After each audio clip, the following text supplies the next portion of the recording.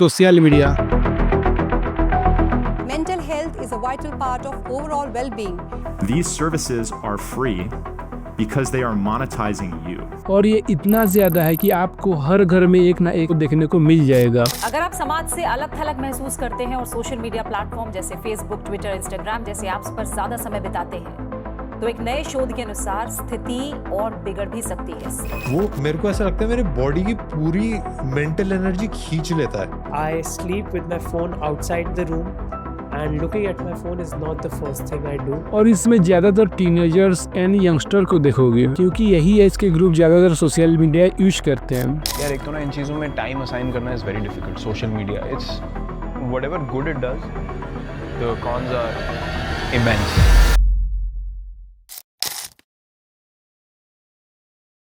तुमने नोटिस किया होगा, जब हम बोर होते हैं, जब हम एंग्जियस फील करते हैं, तब हमको पता नहीं चलता कि हम क्या करें और डायरेक्ट हमारा हाथ चला जाता है अपने फोन पर। और ये कोई इंसिडेंट नहीं है, ये होता है डोपामिन की वजह से। डोपामिन एक ब्रेन केमिकल जो रिवॉर्ड्स या प्लेजर मिलने पर रिलीज होता है। जब तुम अपने इंस्टाग्राम पे, अपने फोटोज पे, अपने रील्स पे बहुत सारे लाइक्स देखते हो, बहुत सारे कमेंट्स देखते हो, तो यही केमिकल रिलीज होता है और बार बार वही चीज करने पे मजबूर करता है। सोशल मीडिया कंपनीज ये गेम को मास्टर्स कर चुके हैं। उनका एम सिंपल है, तुम्हारा अटेंशन जितना हो सके उतना कैप्चर करना। और इसी वजह से तुमको बार बार लगता है कि और एक रील्स देख लेता हूँ और एक नोटिफिकेशन देख लेता हूँ, एक और रील्स या एक और नोटिफिकेशन कब 1 घंटे में बदल जाता है आपको पता भी नहीं चलता। और ये कोई मजाक नहीं है, ये सोशल मीडिया का डिजाइन ही ऐसे एडिक्टिव बनाया गया है ताकि तुम एडिक्टेड रह सको, और ये उनका प्लान के हिसाब से हो भी रहा है। क्या तुमको याद है, जब तुम सुबह उठते ही, आँख खुलते ही आप पहले क्या ढूंढते हो? पहले आप मोबाइल को ढूंढते हो, मेरा मोबाइल कहाँ गया। काउंटर प्रिंट के सर्वे के हिसाब से इंडिया में 40% से ज्यादा लोग सुबह उठते ही पहले अपने मोबाइल को ढूंढते हैं। ना ब्रश, ना मुंह धोना, ना कुछ, सीधा नोटिफिकेशन चेक करना। दिन के हर छोटे फ्री टाइम में वही एक छोटी सी स्क्रीन नजर आती है। पहले के टाइम में सोशल मीडिया पेज के टाइप का होता था। तुम पहला पेज कंप्लीट करते हो तो दूसरा पेज पे जाओगे, नीचे सेकंड, थर्ड, फोर्थ पेज होता था जैसे क्रोम में होता है।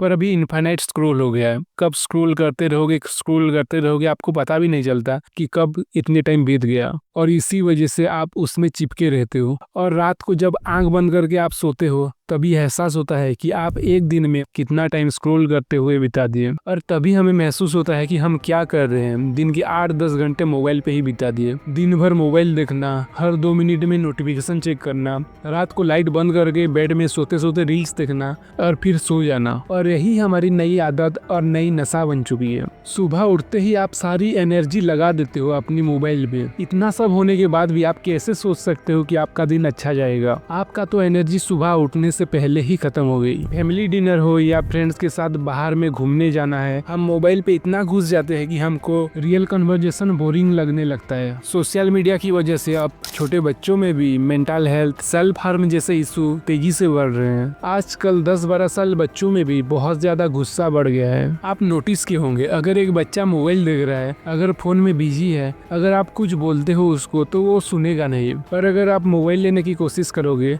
तो वो आप पे गुस्सा हो जाएगा। लेंसेंट की एक बड़ी रिपोर्ट पब्लिश हुई थी जिसमें बोला गया था कि पिछले 15 सालों में सोशल मीडिया का यूज इतना बढ़ गया है कि 10 से लेकर 25 साल के लड़के लड़कियों में मन से जुड़ी बीमारियां और खुद को चोट पहुंचाने की केसेस बहुत ज्यादा बढ़ गया है। ऐसा इसलिए होता है क्योंकि आप जो भी कंज्यूम करते हो सोशल मीडिया पे, जो भी देखते हो, वैसा आपका माइंड बनते जाता है। और आज सोशल मीडिया पे जितनी भी बुरी चीजें हैं जैसे स्मोकिंग, ड्रिंकिंग, ड्राइविंग, रेप, गुस्सा और किसी को मारना, और ये जितनी भी बुरी आदत है इसको ऐसे प्रेजेंट करते हैं, मतलब इसको आपको ऐसे सिंप्लीफाई करके दिखाएंगे कि ये कोई बड़ी बात नहीं है। और ये सब देख के आपका भी माइंडसेट ऐसे हो जाता है, क्योंकि आप जो भी कंज्यूम करते हो, जो भी देखते हो, वैसे आपका माइंड धीरे धीरे बनता जाता है। और फैक्ट की बात यह है कि इसमें कोई एज लिमिट नहीं होता है, और ये नुकसान सिर्फ दिमाग तक ही लिमिट नहीं है। अब हमारा ध्यान आसपास की दुनिया से इतना कमजोर हो गया है कि हमारा अटेंशन स्पैन कम हो गया है, लिमिटेड हो गया है। अब सिर्फ 8 सेकेंड ही रह गया है because of short form content. Shorts देखते हो, रील्स देखते हो, इसकी वजह से अटेंशन स्पैन यानी कि किसी चीज पर ध्यान टिकाए रखना, ये सिर्फ 8 सेकेंड रह गया है। मतलब हम 8 सेकेंड से ज्यादा कोई चीज को फोकस नहीं कर सकते। अगर फोकस करने की कोशिश भी करेंगे तो मैक्सिमम चांसेस है कि हम गिव अप कर देंगे। ये इसीलिए होता है क्योंकि हम जो भी काम करते हैं इसके लिए हम रिवॉर्ड रिवॉर्ड्स एक्सपेक्ट करते हैं जो भी काम करते हैं, छोटा हो या बड़ा। और ये रिवॉर्ड्स जितनी बार हमको मिलता है उतनी बार हमारे दिमाग में ये केमिकल रिलीज होता है, और जितनी बार ये डोपामिन हमारे दिमाग में रिलीज होता जाएगा उतनी बार फिर से वही चीज को करने की मन करेगा। इसीलिए जब हम सोशल मीडिया यूज करते हैं, कोई रील्स, कोई सर्च देखते हैं, तो हर एक सेकंड में नई नई चीज आता जाता है, नई नई इंफॉर्मेशन आता जाता है। तो हर बार हमारे दिमाग में ये केमिकल रिलीज होता है, और इसी की वजह से हम वही चीज को बार बार करते हैं, और बार बार वही रील्स, वही शॉर्ट्स स्क्रॉल करते रहते हैं, और खत्म ही नहीं होता है। और ये एल्गोरिदम इतना एडवांस हो गया है कि आप जो देखना चाहते हो, जो भी सोचते हो, वो सब आपको ऑटोमेटिकली दिखाएगा। मतलब आप जो भी चाहते हो वो हर सेकंड पूरी हो रही है, और हर बार आपको डोपामिन का स्पाइक मिल रहा है। तो इसीलिए माइंड इसमें एडिक्ट होता जाता है और बार बार वही चीज को करता रहता है, एंड हमको पता भी नहीं चलता कि कब एक रील्स 1 घंटे में बदल जाता है। ये रिपोर्ट में आप देख सकते हो, ये इंस्टाग्राम रील्स, ये यूट्यूब शॉर्ट्स,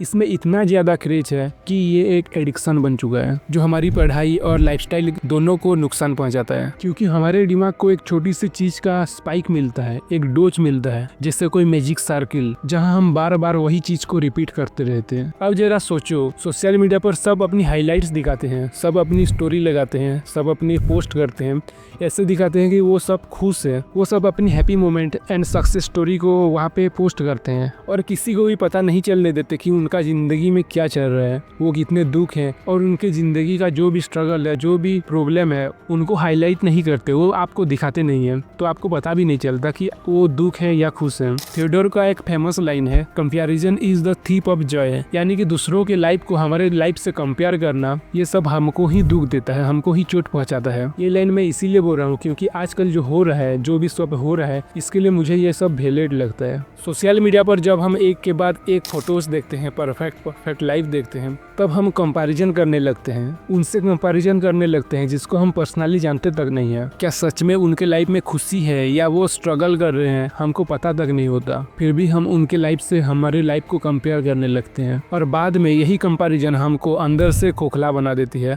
हमको अंदर से अकेला फील करवाता है, और हम कमजोर पड़ने लगते हैं। इसी को कहते हैं कंपैरिजन ट्रैप, और ये सीधे हमको डिप्रेशन और एंजाइटी की तरफ ले जाता है। सोचो, अगर जो भी आप सोशल मीडिया पे फोटोज देखते हो, जो भी रील्स देखते हो, सबका लाइफ ऐसे सुंदर है, सबका लाइफ इतना परफेक्ट है, तो ये डिवोर्स केसेस जो हो रहे हैं आजकल, ये नहीं होते। असलियत तो ये है कि जब हम हाईलाइट्स, रील्स या इस फोटो से लोगों की जिंदगी से हमारी जिंदगी को कंपेयर करते हैं, तो हम कमजोर पड़ने लगते हैं, और अंदर से नेगेटिव फीलिंग्स धीरे धीरे बढ़ने लगता है। और जब हम इस सोशल मीडिया के चक्कर में उलझते हैं, तो पहले तो हमारी नींद पर असर पड़ती है, क्योंकि ये एडिक्शन हमारे सोने जगने की टाइमिंग को बिगाड़ देता है, और जब हम सोते हैं तो नींद पूरी नहीं होती। और सबसे बड़ी बात, ये हमको फ्री क्यों मिलता है? क्योंकि हम ही उनका प्रोडक्ट हैं। तुम्हारा ध्यान, तुम्हारा अटेंशन उनके लिए बहुत कीमती है। इस ऐप की दुनिया में अटेंशन इकोनॉमी चल रहा है, जितना ज्यादा तुम उस पर टाइम दोगे हो, उतना ज्यादा पैसा कमाएंगे। तुम्हारा हर क्लिक, हर स्क्रॉल उनको डाटा के रूप में मिल रहा है, और ये डाटा को एडवर्टाइजर को वो बेच रहे हैं और करोड़ों कमा रहे हैं। सोचो, हम उसको फ्री समझते हैं और यूज करते हैं,